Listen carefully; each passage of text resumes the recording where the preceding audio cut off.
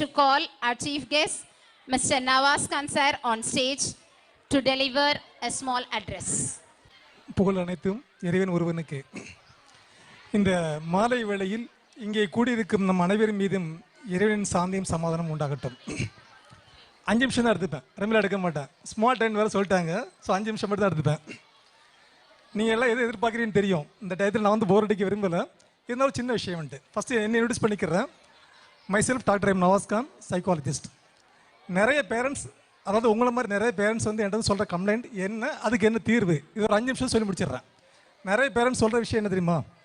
என்னோட பிள்ளை சேட்டை பண்ணுறான், சொல் பேச்சு கேட்கறதே இல்லை, என்ன எப்போ பாருங்கள் விளையாட்டுன்னே போகிறான், படிக்க மாட்டேங்கிறான், இது மாதிரி நிறைய கம்ப்ளைண்ட்ஸ்.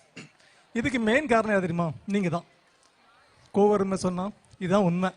இதுக்கு என்ன பண்ணலாம் அப்படிங்கிறத சொல்கிறேன். என்னென்ன கம்ப்ளைண்ட்ஸ்லாம் நீங்கள் சொல்லிக்கிறீங்க அப்படிங்கிறத நோட் பண்ணி வச்சுக்கிறேன். நான் ஃபஸ்ட்டு குழந்தைங்க சேட்டை பண்ணுறாங்கன்னு சொல்கிறீங்கல்ல, சொல் பேச்சு கேட்கறதுலாம் சொல்கிறீங்க. நீங்கள் என்ன பண்ணுறீங்கன்னு முதல்ல பாருங்கள். காலையிலேருந்து நைட்டு வரைக்கும் உங்களோட ஆக்டிவிட்டிஸ் என்ன இருக்கணும் அப்படிங்கிறத நான் சொல்ல வரேன்ட்டு.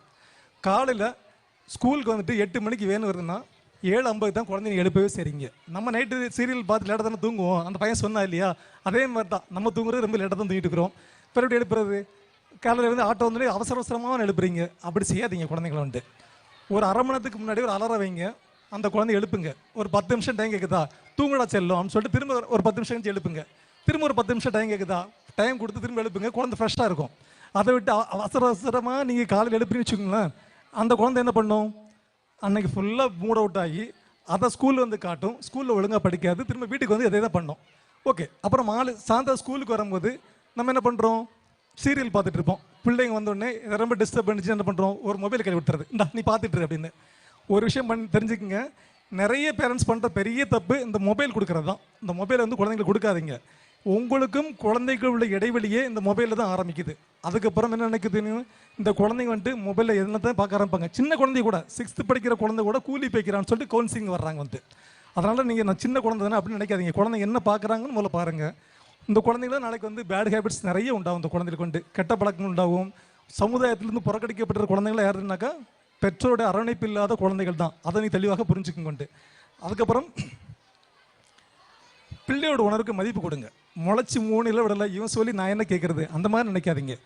பிள்ளைங்க நீங்கள் சொல்கிறது பிள்ளைங்க கேட்கணும்னு நினைக்கிற மாதிரி பிள்ளைங்க சொல்கிறது நீங்களும் கேளுங்க. அப்போ தான் பிள்ளைங்களுக்கு நம்ம அப்பா அம்மா சொன்னால் கேட்பாங்க அப்படிங்கிற நம்பிக்கை வரும். உங்கள்கிட்ட எல்லா விஷயத்தையும் ஷேர் பண்ணிப்பாங்க.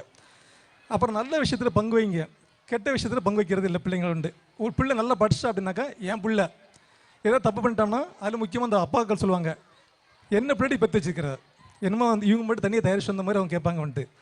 அப்பாக்கள் ஃபுல்லாகவே இதே நல்ல விஷயம் பண்ணிட்டாங்க அப்படின்னாக்கா என் பிள்ளை, கெட்டது பண்ணிட்டான்னா என்னோட பிள்ளை பெற்று வச்சுக்கிற அந்த அம்மாக்கள் சொல்லுவாங்க, என் வயிற்று இப்படி ஒரு பிள்ளையாக பிறகு பாரு, இப்போ என்ன பிள்ளை பிறக்கும், வயிற்று இப்படி தான் பிறக்கும்ட்டு. ஸோ நாம் என்ன செய்கிறோம் அப்படிங்கிறது ரொம்ப முக்கியம். ஸோ குழந்தைங்களுக்கு நீங்கள் மேக்ஸிமம் பாசிட்டிவாக சொல்லிக் கொடுங்க, நெகட்டிவாக செய்து சொல்லாதீங்க. தப்பு செஞ்சால் கடவுள் கண்ணை குத்துவார் அப்படி சொல்லாதீங்க. நல்ல செய்டா கடவுள் காப்பாற்றுவார் அப்படி சொல்லிக் கொடுங்க. பாசிட்டிவ் எனர்ஜியாக சொல்லிக் கொடுங்க. பிள்ளைகளுக்காக நிறைய பேரண்ட்ஸ் கவனிக்கிறது இல்லை. சொத்து சேர்க்குறேன்னு ஓடிட்டே இருக்கிறீங்க. நீங்கள் நல்ல பிள்ளைகளுக்கு சொத்து சேர்க்கணும் அவசியமே இல்லை. நீ கெட்ட பிள்ளைகளுக்கு சொத்து சேர்த்து பிரயோஜனமும் இல்லை. அந்த குழந்தை நாளைக்கு சொத்தை ஃபுல்லாக அடிச்சிடுவான். குழந்தைகளுக்கு நல்ல கல்வியை கொடுங்க, ஒழுக்கத்தை கொடுங்க, அதை மட்டும் சொல்லுங்கள். நிறைய பேரண்ட்ஸ் பண்ணுற பெரிய இது தெரியுமா, நோ சொல்லி பழகுங்க. குழந்தைகளுக்கு எது கேட்டாலும் சரி செல்லும் உடனே வாங்கி கொடுத்துறது, அப்படி வாங்கி கொடுக்காதீங்க. நோ சொல்லுங்க. நீங்கள் நோ சொல்லி பழகலை அப்படின்னாக்கா நாளைக்கு அந்த குழந்தைங்க தான் எல்லாத்துக்கும் அடம் பிடிக்கும், விட்டு கொடுக்குற தன்மையே வராது. நாளைக்கு பின்னாடி ஏதாவது தோல்வினா சூசைட் வரைக்கும் போகிறது அந்த குழந்தைங்க தான் போகிறாங்க. ஸோ குழந்தைகளுக்கு நோ சொல்லி பழகுங்க. எல்லாத்துக்கும் மேலாக குழந்தைங்களுக்கு ரோல் மாடலே நீங்கள் தான், அதை மட்டும் செய்யுங்க. அதுக்கப்புறம் முக்கியமான விஷயம் தெரியுமா, நிறைய பேரண்ட்ஸ் டீச்சர்ஸ் தான் சொல்லிக் கொடுக்கணும், நமக்கு அது இல்லை அப்படின்னு நினைக்கிறாங்க. பேரண்ட்ஸ் தான் ஃபஸ்ட்டு டீச்சர், அதை நீங்கள் மறந்துடாதீங்க. தாமஸ் ஆல்வா எடிசன் எல்லாரும் கேள்விப்பட்டிருப்போம்ல, பெரிய சயின்டிஸ்ட். அவர் 4ஆம் கிளாஸ் படிக்கும்போது ஸ்கூல்லேருந்து ஒரு லெட்டர் கொடுத்துட்டாங்களாம்.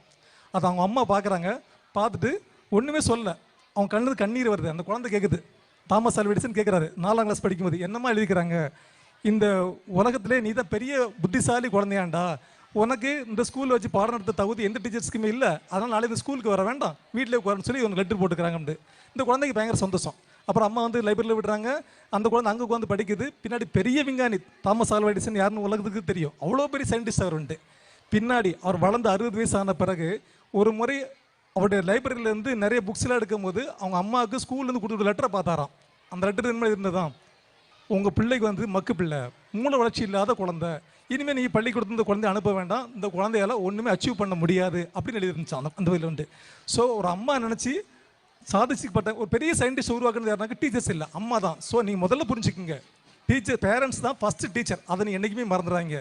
ரெண்டாவது குழந்தைகளோட உணர்வுகளை மதிப்புடுன்னு சொன்னேன் இல்லையா, அதே மாதிரி குழந்தைகளோட உலகம் வந்து தனியான ஒரு உலகம், அந்த உலகத்துக்கு நீ பண்ணுங்க. இப்போ பாருங்கள், டான்ஸ் ஆட பார்த்தேன், ஒரு குழந்தைக்கு ஃபேரே இல்லை, ஆனால் கைது சுற்றி ஆடிட்டே இருக்குது. குழந்தைங்களுக்கு வந்துட்டு ஈகோ கிடையாது, எது வந்து இந்த போட்டி போகாமல் எதுவுமே இல்லை. நீங்கள் விதைக்காதீங்க குழந்தைகிட்ட வந்துட்டு, அந்த விஷயம் ரொம்ப முக்கியமான விஷயம். லாஸ்ட் வந்து ஒரு 10 நாளைக்கு முன்னாடி இங்கே வந்து கான்வெகேஷன் ஃபங்க்ஷனுக்கு வந்திருந்தேன். அப்போ பார்த்தேன் குழந்தைகிட்ட வந்து ஒவ்வொரு குழந்தையும் ஒவ்வொரு இது சொல்லிச்சு, நான் டாக்டர் ஆக போகிறேன், இன்ஜினியர் ஆக போகிறேன், கலெக்டர் ஆக போகிறேன், டீச்சர் ஆக போகிறேன், டான்ஸ் ஆட போகிறேன், நிறைய விஷயங்கள். குழந்தைகள்கிட்ட கனவுகளை கேளுங்க, நீங்கள் கனவுல குழந்தைகளுக்கு விதைக்காதீங்க வந்து. ஸோ ஃபர்ஸ்ட் ஆஃப் ஆல் இந்த ஜாய் ஸ்கூலுக்கு நான் ஒரு தேங்க்ஸ் சொல்லிக்கிறேன். ஏன்னா குழந்தைகளோட கனவுகளை கேட்டு அவங்க பண்ணுறாங்க. எல்லா குழந்தையும் டாக்டர் தான் ஆகணும்னா நிச்சயமாக ஆக முடியாது. ஸோ குழந்தைகளோட கனவை கேளுங்க. கடைசி ஒரு விஷயம் சொல்ல விரும்புகிறான்ட்டு கான்வெகேஷனுக்கு வந்துட்டு சொல்லிட்டு முடிச்சிடுறேன், ஒரே நிமிஷம் தான். கான்வெகேஷனில் வந்து நான் சொன்னேன் ஃபீஸ் கொடுத்துருங்க அப்படின்னு. அதை உடனே கரஸ்பாண்ட் என்ன சொன்னார்ன்ட்டு, நான் சொல்லி தான் கேட்குறீன்னு நினச்சிக்கிறாங்க அப்படின்னு.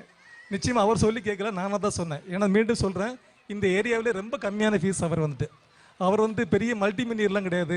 எனக்கு கடந்த 20 வருஷமாக அவர் தெரியும் வந்து. ரொம்ப ஏழ்மையில் இருந்து கொஞ்சம் கொஞ்சமாக ஸ்டெப் பை ஸ்டெப்பாக மேலே வந்து அவர் வந்து வெறும் 2 குழந்தைகள் ஆரம்பித்து 20 குழந்தைகள் இப்படி வளர்ந்து இன்றைக்கி ஒரு ஸ்டேஜில் வந்து நின்றுட்டு இருக்கார் அவர் வந்து. ஸோ அவர் ஒரு பொருளாதார ரீதியாக நீங்கள் கொடுக்குற ஃபீஸ் வச்சு தான் அந்த ஸ்கூல் ரன் பண்ணிட்டு இருக்காரு. அந்த நல்ல எண்ணத்தில் தான் நான் சொன்னேன் தவிர மற்றபடி அவர் சொல்லி நான் சொல்லவும் இல்லை. உங்களுடைய ஒத்துழைப்பு இருந்தால் தான் இந்த ஸ்கூல் நல்லபடி நடத்த முடியும்.